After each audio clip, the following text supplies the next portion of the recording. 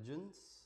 This is a basic tutorial on how to track your calories. So I've got my phone here and the screen will appear up here. So you'll see what I'm doing.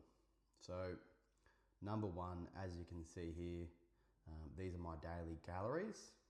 You can see just on the right here, my base goal is 2,200.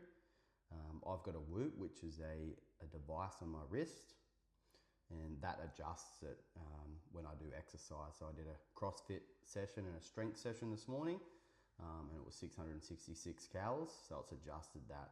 But my base is 2,200, and I'll calculate this for you, and it'll show up in your EverFit. So that's your base goal. Yeah, probably something to think about here, and probably one of the most important things is don't worry about getting this perfect, okay? It's within 20%, and if you track that, then you'll do really well and you'll hit your goals.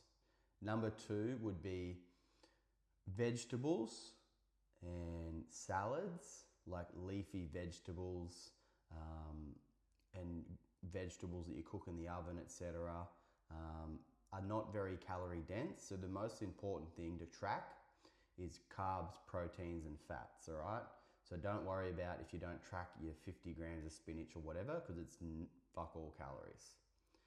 And then, so examples of proteins are obviously your meats. So, you know, your chicken, your fish, your turkey, your beef, your lamb, your pork, if you eat pork, seafood, all that kind of stuff. And then your examples of carbohydrates are pasta, rice, bread, potato. Pumpkin's got a little bit has got carbs. It's pretty low in carbohydrates as well. Wraps, things like that. They're your carbohydrate and your starchy carbs. And then your fats are, obviously there's a lot of fat in meat as well. Well, there's, you know, some meats are quite fatty. So there's your meat from your fat, which is like your unsaturated fat, which is essential for your cognitive health and brain function and nervous system. And then you've got like your oils as well. So your olive oil, your butter, your dairy, which has got fat in it as well, cream and milk. And then what else? Ghee, avocado is quite high in fats. Nuts are high in fats as well and calories. So yeah, again, those are the most important things to track. So from here, all right, what we're going to do is, this is super simple. So you can see at the bottom, all the way down the bottom here, there's two options. You can go to diary, and as you can see here, you've got breakfast, and you've got lunch, and then you've got dinner, okay? And then you've got snacks. So just to make it real simple, let's go in here, and I'm just going to put in what I had for brekkie today. So I just do it one at a time. What I have, bacon, so rindeless bacon. If you just type in rindeless, it's already come up for me because I use this often. So you go bacon, rindeless bacon, and I had 3 pieces of rindeless bacon. So you've got here, see, you've got your serving size, then you've got number of servings, and then you've got your meal as well, what it is, breakfast, and then you've got your calories, your carbs, your fats, your protein there. So you just type that in, and then you go up to the top right and you just press tick. And now that's added to breakfast.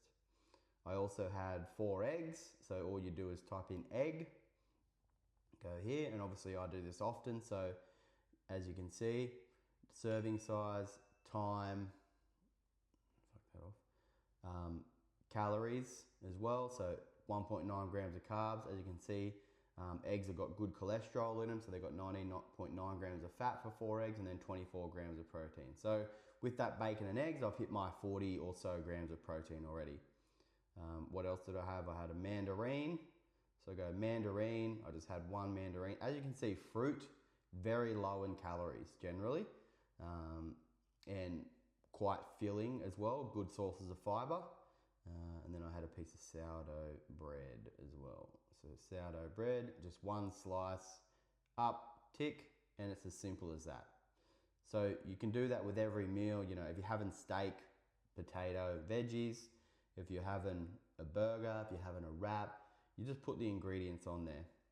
You can also, when you're adding ingredients, if it's like out of a jar or it's a packet and it's got a barcode on it, you can press this button here and go scan barcode. And as you can see, you can just scan the barcode. It goes beep, and then you scan it, and it comes up exactly what it is and the brand, how many, the serving size, all that kind of stuff as well. So from here, what you want to do is see how you can see up the top is if you want to see what you've eaten, you go up here, press on that there, and then you can see today, this is the week view, so I'll go day view. So today, it's saying breakfast here, it was 510 calories, okay? So that's just the calories, that's counting calories for each meal. And then you can go nutrients, which is more of a detailed breakdown of everything.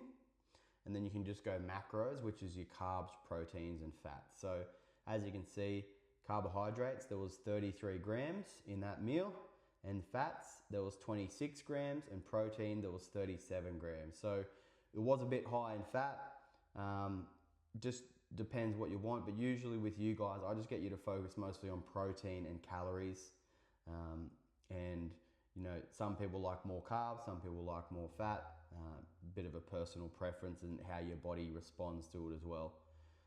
So from there, we'll go back down the bottom to the dashboard, and as you can see, that has that was updated now as well. So lads, it's as simple as that. That's the really easy tutorial on how to add calories in Myfitnesspal. When you start this, what I want you to do is you'll download the Myfitnesspal app, and then from there, I'll just stop recording that. And then from there, you'll have to integrate it with your Everfit, and then you can add calories in your Myfitnesspal, and it'll automatically pop up into your Everfit coaching app so that I can see it, we can track it from there as well.